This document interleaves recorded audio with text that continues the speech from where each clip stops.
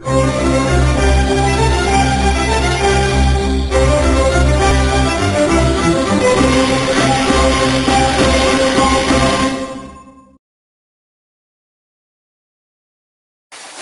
just like to introduce you all to our guest speaker, who is a client of mine, Lisa Mills. Lisa is a life coach and personal trainer who has a very, very busy life with her family and manages to run a successful growing business. So I'd like to introduce you to Lisa.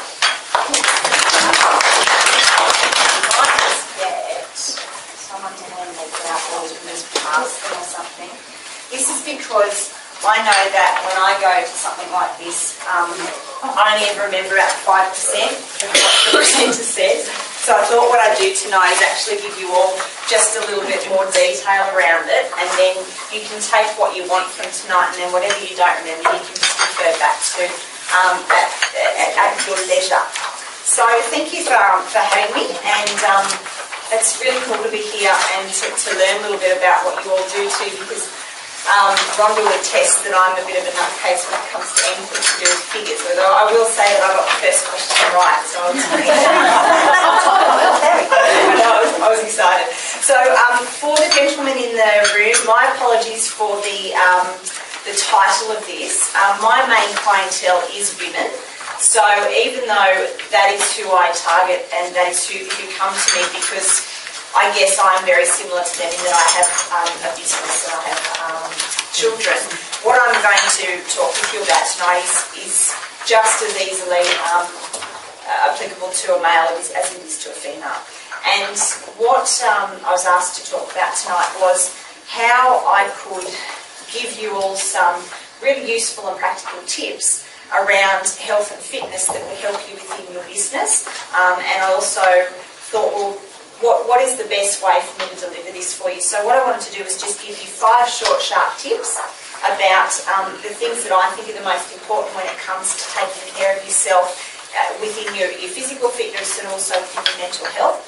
And then the end of my presentation, I know Ron's just going to give me a flick at the 15-minute mark. Thank you. Is that we're going to do a little relaxation technique. So I'm going to get you into a nice little kind of trance and a lull so that Faith can come up and everything Faith says, you're just going to go, oh, yeah. So does that sound cool? Yeah. Kind of finish with a bit of relaxation. Because I was going to do some stretching and stuff, and I thought, nah, the girls are going to have skirts on and it's just going to get a bit messy. So we'll do the relaxation instead. By that time you'll have finished your coffee. So what I thought about was, what are the main things that you all are challenged with in your business and in the physicality of what you do? And the number one thing that came to mind for me was that you're all quite sedentary in your work. Would that be right? Yeah. So sitting down for long periods of time, yeah, and probably not taking as many breaks as you need to? Yeah. Yep, cool. So what I wanted to do was give you 5 tips tonight that are going to help you to get your health to a level without too much effort and energy and thought that will help you in that sedentary sort of lifestyle. So the first one that I promote to everybody, and I want to give a little bit of a caveat on this, I'm not a fan of high protein diets at all because I think it's not a balanced way to eat. Having said that, there is some really, really good evidence and a lot of statistical evidence to back up why protein is a really important part of your diet. And there's a whole bunch of reasons, but one is that it builds lean body muscle.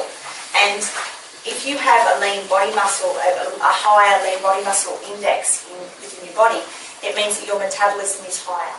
And if your metabolism is higher, regardless of how much you sit down, you're going to burn more energy, which means you're not going to carry as much weight. So that's the number one reason.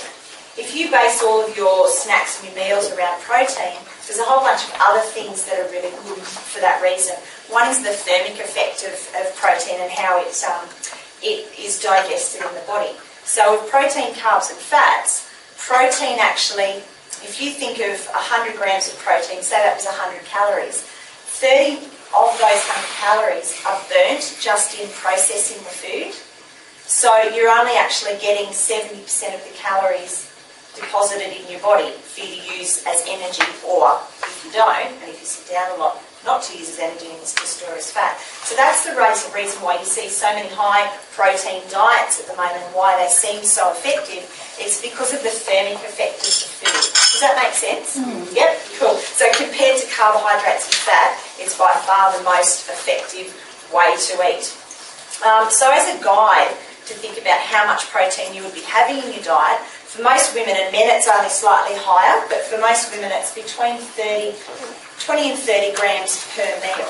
So if you had 100 grams of chicken, then you're probably getting about 30 grams of protein in that. And 100 grams of chicken is about the size of your palm of your hand and the thickness of your palm of your hand.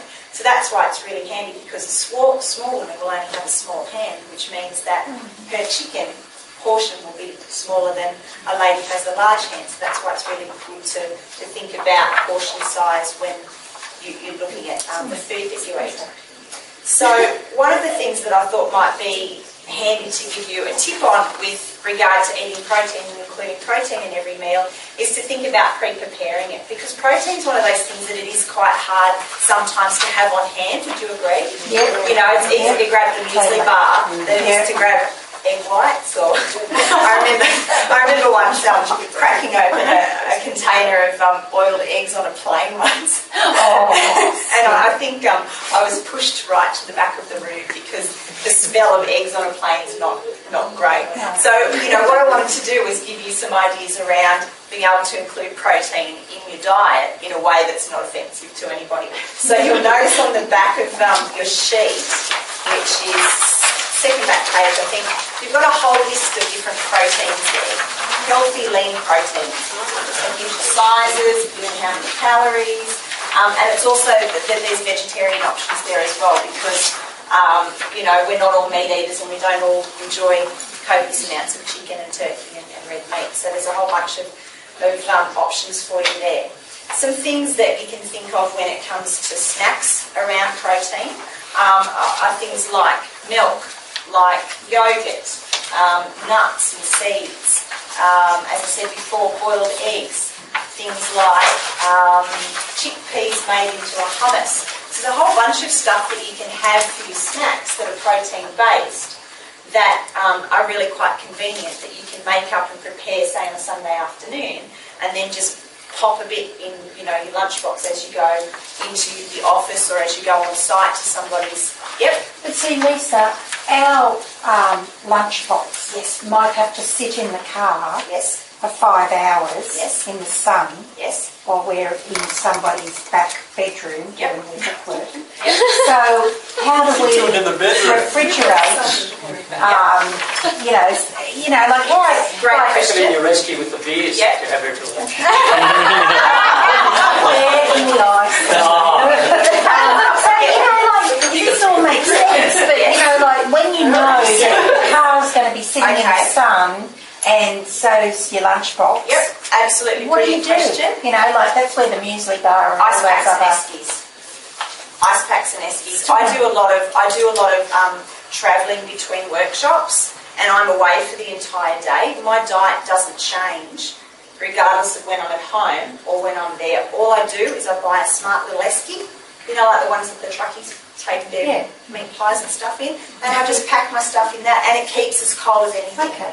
Yeah, so there's always a solution to something like that. But I used to think the same thing. How am I going to carry, you know, a chicken salad if I'm sitting in the car or sitting in the car for 3 or 4 hours? Yeah. But that's a way around it. Yeah, see, and you can buy these really nifty ones too that have little compartments. All the bodybuilders use them, but you know they're a bit weird, so we might want to go that far. Okay. So the second tip that I've got, and you'll like this one because what I'm actually promoting you to do is eat more often. Who, when they go on a diet, reduces the number of meals that they have or the number of calories that they eat? Yeah? Yeah. Or when you try to reduce, you know, your weight or your body fat level in some way. It's the worst thing you can actually do for a number of reasons. One is because it slows your metabolism down. If your body is not getting enough food, what it's going to do is go into what's called starvation mode. There's a whole bunch of hormones that it affects, and what those hormones actually do is create more hunger in your body and an inability to be satisfied by the food. So when you think about people who go on diets and who go on very low-calorie diets, sure, they drop weight for the first 2 or 3 days, but then their body starts going in this holy moly, I'm not going to be fed. So therefore, your body starts holding on to the fat instead of releasing it, and that's certainly not what we want. So from the perspective of a sedentary lifestyle, you sit down a lot and then you reduce your intake of food, your body's just going to start storing fat, regardless of what you do. So my suggestion is that you break your meals up into either 3 meals and 2 snacks or 5 even meals. And you space them out over a period of sort of 2.5 to 3 hours. So every 2.5 to 3 hours you're eating. High five for that. Yeah, absolutely. Great for you guys as well, because you churn through calories a lot more than we do. And it means that you're stoking your fire a lot more than you would if you just split it into three meals. The trick there is to know your portion size within each of those meals, because sometimes when I say to a client, I want you to eat more, they go, woohoo, and they have 5 meals rather than 3 meals and 2 snacks. So be aware of your portion sizes there. So a meal is, is what you'd normally eat for dinner or for lunch or for breakfast, but then the snacks are slightly smaller than that. The good things about eating regularly during the day is it speeds up your metabolism, and we all want that, because when we sit down a lot, we want everything that we can do to speed up the metabolism. It controls your appetite, so instead of you going through these hunger pains and I really need to eat something and all I've eaten is 2 apples and a piece of lettuce all day, it controls that. It also controls cravings. So whenever I've noticed clients who have gone from eating a lot of high-fat, high-junk food to, lots of healthy, natural food, if they're not eating regularly, they go through that kind of sugar craving phase, where you've gone from eating chocolate at 4 o'clock in the afternoon to eating, raspberries and yogurt. So if you don't eat regularly, what that means is that your craving for sugar will be higher. You're also going to spike your insulin levels as well, which for diabetes and for pre-diabetic people is not a great thing. So by feeding yourself every 2.5 to 3 hours, your blood sugar is going to go like that instead of like this all day. And the other thing that affects is energy levels. So we all know that 3 or 4 o'clock in the afternoon is when you kind of get to that time, where the hell's the Freddo frogs? I go through that myself some days. And the days that I notice it are the days that I haven't eaten quite as well.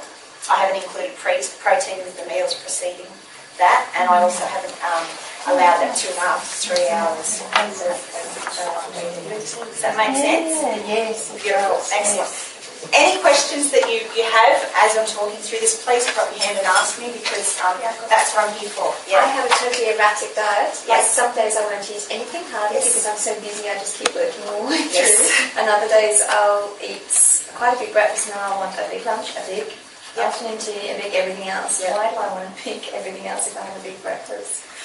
Your body probably won't be used to that much food, and it's like anything. When you... Have you ever been out and you have a massive meal, and then the next day you wake up starving? It's because your body's going, oh, food.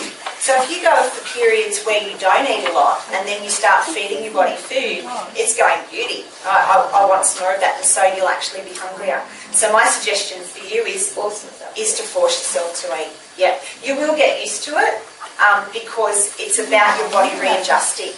So some people have never been breakfast eaters. So I say to those clients of mine, have a smoothie. Have something that feels just like a liquid drink, that's not as heavy on your stomach, but please have something. Because if you've not eaten since, say, 9 o'clock the night before, and then you're getting up and having breakfast 7 o'clock the next morning, that's, do your numbers because I'm not an accountant, but that's a long time that you're not eating. So not only your blood sugar levels down, but your energy is also down as well. If you don't then inject or boost your body back up with some foods, then you're just going to peter out during the day and get lower and lower. And that's when you'll start, getting the muffins at 11 o'clock and then the chocolate at 3 o'clock and the pig out at 9 o'clock at night. Yeah. Does that answer your question? Yes. Beautiful. Excellent. So I put a little tip down the bottom there, protein powder. Now, protein powder is one of those things that a lot of people, if you're not into gyms and fitness and stuff, you just kind of go, well, that's a bit weird, why do I need that? Protein powder is one of those natural occurring foods that I think is absolutely gold for anybody, and it's because it's convenient. So we talk about, not having the capability to have cold meals when you're out on site at clients' places and you want snacks in between in between your main meals. If you have a little shaker with a tub of protein powder and you add some milk or some water to that, there's your snack. You get 30 grams of protein, you get some good, depending on your protein powder, some good carbohydrates, you get some good fats depending on your protein powder again, and also it fills you up. So it's something that's quick, so that if you don't have a lot of time and you don't want to break between breakfast and lunch, you just throw that down. There's a whole bunch of different protein powders on the market. The ones that I use are fairly generic in their brand. You want to taste a few to see what you like. I always think chocolate's the best because it kind of, satisfies the chocolate craving anyway, and you can mix peanut butter with it too. It's really nice. And freeze it. It's like ice cream. Ask me, I've got all the tricks. So protein powder is one of those things that I do actually recommend to people. If you're lactose intolerant, you can get soy protein powders and rice protein powders as well. So there's one for everybody. Newcastle Health Food Shop's right up the top of the mall in town. It's one of the best places you can get them because it's cheap, and it's and they've got a lot of different varieties. But never pay more than about $40 for a kilo of protein powder. Yes, 5 minutes. Thank you. I'm going to go really fast. Okay, so tip 4 is about exercise. Now, I know when I started in the fitness industry about 15 years ago, it was all about the slow burn, the fat burning zone, the walk, because that's where you're burning the most energy. There's been so much research done since that time to suggest that that isn't the most effective way to exercise, and in fact, it doesn't get you half as far as exercising in the reverse way. And what I mean by that is increasing your intensity. So if you're used to going for a walk of about 15 or 20 minutes, 30 minutes, 40 minutes, and you can still talk, then you're not exercising hard enough to get that afterburn effect. And I'm not going to go into it too much because of the time, but essentially what I'm wanting to communicate to you is if you shorten your period of time of exercise, say from 60 minutes to 20 minutes, and you know you've only got 20 minutes to exercise, you're going to work so much harder in that 20 minutes than you are in the 60 minutes. You're going to get the afterburn effect, which is what they call post-EPOC, post-exercise oxygen consumption, and that's going to keep your metabolism revved up for up to 72 hours after you've exercised, depending on how hard you go. So if you did an interval-style training exercise session, which just essentially means you go hard for a minute, you rest for 2 minutes, you go hard, you rest, and you do that for 20 minutes. If you do that Monday, Wednesday and Friday, then while you're sitting on your seat at work, while you're sleeping, your metabolism is going to be firing a lot faster, burning more calories, because the oxygen is still having to be processed through your body for that hard session. So it's one thing that I thoroughly recommend to everybody, and it's what I base my business on now. So my personal training clients work with me for half an hour, not an hour, because for an hour they're in the mindset of, we'll just flop around for half an hour. They get in, they get done, they get out. And we've all got half an hour that we can exercise. So that's the premise behind that. And the last one is incidental activity, and that's essential if you're sitting down a lot. I notice when I sit down for long periods of time, when I do my coaching, I do tend to feel a bit heavier after that period of time. So the more you can get up and move around, the better. And I've given you some tips there, so don't eat lunch at your desk, park your car a block away. You've probably all heard of these before, but they're important. If you just strapped a pedometer onto your jeans and you walked around for a day, you'd probably be amazed at how many steps you don't take. And that's not just talking about everybody in the room, that's talking about people in general. I think I was saying before today that nurses on average only walk 4,000 steps a day. You'd think a nurse would be in and out and up and down. So if they're not walking even half the recommended amount, which is 10,000 steps a day, imagine what we're all doing when we're sitting in our offices. So that's one thing that I would thoroughly recommend trying to work in, stairs instead of a lift, all that sort of stuff. So that's it in a nutshell. I know I've talked. I've tried to fit in as much as I can, but hopefully you've got some value out of that, and there's some more information in there for you. As I said, there's some information also on the back about different carbohydrates, lean proteins, veggies, essential fats. But who wants to kind of chill out and relax for a couple of minutes? Yeah? Yes. Sue? Yes. You do a relax. We'll do 3 minutes, not 5. 3, yeah. 3? Beautiful. So there's a tip on the back here. It's your bonus tip, which is on that page there. And it's a really simple technique that I use with clients to help them to relax and to understand their breathing pattern a little bit more. So we all breathe, especially when we're stressed, from our chest. But you have to breathe from your diaphragm to get the oxygen back into your body properly. Oh, lights down. Oh, nice. So what we're going to do, and I just want you to put all of your papers on the floor. So we're going to I want you all to get into a really, really nice, comfortable position. So just feet flat on the floor, leaning back on the chair. And I want you to place your hand on your belly. Now this can be something that can be done at any time during the day. So if you've got one of those moments where you go, oh, I'm not going to get this work done, this is a really, really good thing to do. Stop for 3 minutes and make yourself do this. So feel free to close your eyes if you want to. I'm going to. If I start swaying, tell me. And I want you to start concentrating on your belly. And I want you to start noticing the rise and the fall of your belly. And if you haven't got your eyes closed, I want you to notice as you blink, at every blink, how much more relaxed you get. And I want you to just bring your awareness to your breath and to the rise and the fall of your belly, and to the rise and the fall of your hands. And as your breath starts to get slower and slower, and you feel the tension drop from your shoulders, and you feel your neck become looser, you feel your arms become heavier, and you feel your legs sinking into the chair, we're going to do a little bit of a breathing count to allow you to slow your breath even more and to access the oxygen into your body. So what I want you to do is I want you to breathe in slowly for 4 counts. We're going to hold the breath for 4 counts and we'll breathe out for 4 counts. So in your own time, I want you to breathe in, 2, 3, 4, hold, 2, 3, 4, out, 2, 3, 4. Breathe in, 2, 3, 4, hold, 2, 3, 4, and out, 2, 3, 4. Breathe in, feel your lungs fill with air, hold, feel the oxygen buzzing around your body, and out. And feel your shoulders dropping in. Breathe in, 2, 3, 4, hold, 2, 3, 4, and out, 2, 3, 4. We're going to cycle it 3 more times. Breathe in, big breath in, hold, enjoy that feeling, oxygen through your body, and out.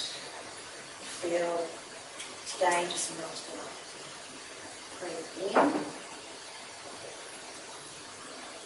hold, and out. Last time, breathe in, rise through the belly, hold, diaphragm full of oxygen, and out. Just a little time. And balance up. And just relax. Now if you feel a bit woozy in the head, that's completely natural. What that's saying to you is you're actually not getting enough oxygen into your body. So if you're feeling a little bit dizzy, a little bit kind of wear in mind, this is really important for you. It's also actually a really beautiful thing to do going to bed at night, because what it does is it allows your body to concentrate, the mind to concentrate on the counting rather than all the other negative things that's going on. So it's one thing that I find really useful at night if I haven't been so pleased to do that little routine. And try and do it for about 5 minutes. It's beautiful. It's all great. Nice. No story. Thank you very much.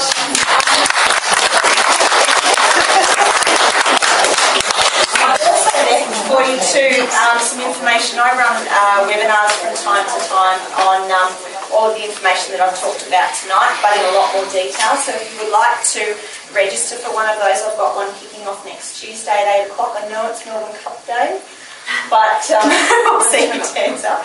And a webinar, if you're not familiar, is basically you sit at home at your computer or on your phone and you listen to me talk and you can ask questions and stuff. So I'll leave those up the front for anybody who wants to join me next Tuesday and celebrate Melbourne Cup and have a talk about some more of this. So